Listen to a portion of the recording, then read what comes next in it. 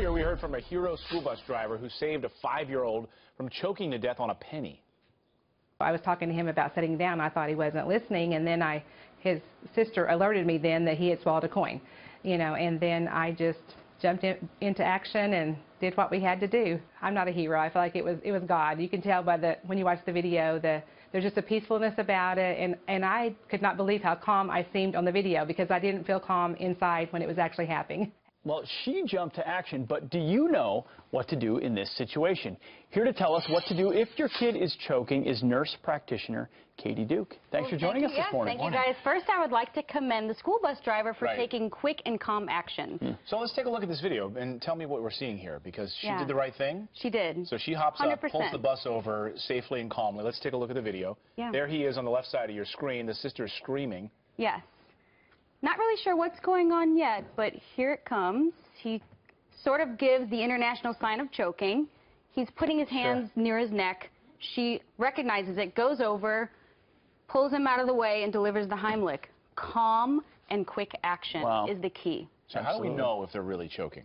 So there's a few simple steps. First off, the international sign of choking is this. Anybody in the world, wherever you go, if they're doing this, you know they're choking. Also, if the person is unable to breathe or looks like they are in distress, if their face is turning red or blue, then you need to act quickly because they're choking. Interesting. And there's a difference between you've got a full age. Yes. You show us the technique on an adult. Well, show us with the proper techniques. What is it supposed to be? How do you do it? Yeah, great. So 4 simple steps. First, identify if the person is choking. Step number 2, you have to remain calm. If you're freaking out, everybody's going to freak out, and then you have bigger problems on your hand. Number 3, anybody over the age of 1 is the same method. So I'm going to stand up. Over the age of 1. That's an important. Over the age of 1. Yeah. So over the age of 1, it's the same deal. Same method. Okay. Over the age of 1. So I'm going to stand up because it's easier to stand up. So what you do is you're going to get behind anybody over the age of 1. You can stand or kneel behind them. Then what you do is you're going to take your fist with your thumb out, place it right above their belly button, grab your other hand, and you're going to place it over your fist, like this, all right? You're going to deliver quick upward thrusts until the object becomes dislodged or until they begin breathing, like this.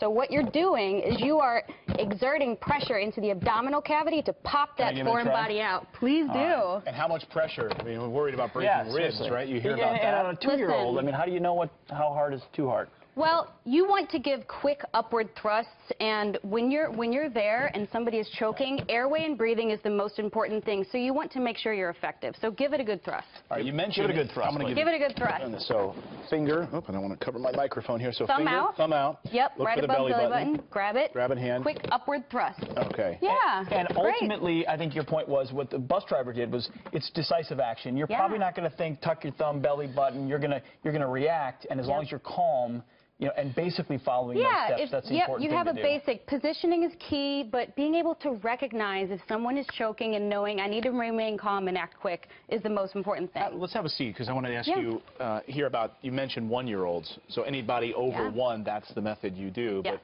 under 1, it's totally different. Under 1 is completely different. When you're dealing with an infant under 12 months, you actually are going to place the infant, the head and neck, in your hand and your wrist area. You hold them and you straddle their legs over your forearm, and you're delivering back slaps. Back slaps. Back slaps. So face down, back slaps if they've got it. Very, very, you're going between their shoulder blades with your fist like this, the hard part of your hand, and you're going to be delivering 5 back slaps. And the unfortunate reality is I've got a 6-month-old at home. Yesterday on a couple of days ago on his play mat, there was a little ball, his brother brought over to him about this big, and I realized had he just happened to grab that. Grab it. Everything goes in their mouth. And you don't think about it. What would I do? I think I would revert back to, what I do with a 1-year-old, but with a younger one, it's flip it over in the back. Yep. Yeah, you want to be sure to support baby's head and neck, and you also remember straddle their legs, cross your forearm, and you want to do this against your thigh. Sure. But hand out 5 back slaps, and then you're going to turn the baby over, see if you can see anything, and only if you can see something do you want to reach in and grab it. All right, Katie, thank you. Thank you very much. Little Ann Oh, back. thank you, little Ann. Yes, Great she's tips. happy to be here. Thank you. Thank you. Thank you.